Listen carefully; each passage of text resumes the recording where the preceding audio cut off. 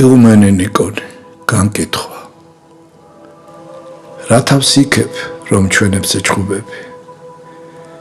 განა ამისკენ მოგვიწოდებენ სახარება და წმინდა მამები?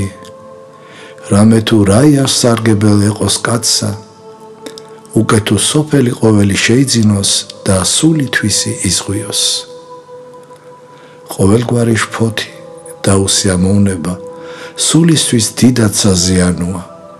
ვინ დაგადგინა სხვების მსაჯულად? იცოდე შენი ნაკლოვანებები, შენი მიცვალებული იგლოვე, ეს გეყოფა მთელი ცხოვრება.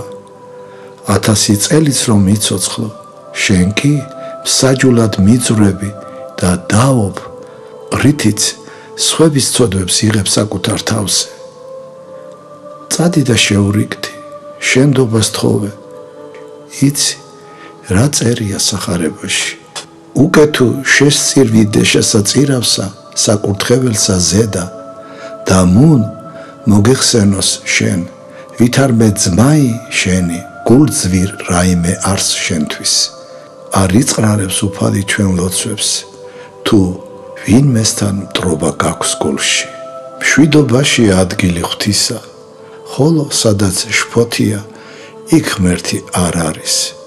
იქ სატანა მეფობს და ტალახში ქსვრის. მოგითხრა მამა მელეტის, მის წმინდა ლოცვებს ვითხოვ. მოგითხრა და მადლობა მამა სერგის, რომ ვახსოვარ და ლოცულობ ჩემთვის. მე მას მუდმივად ვიხსენიებ, ყველას მოგითხრა და კურთხევა ღვთისა. 1959 წელი.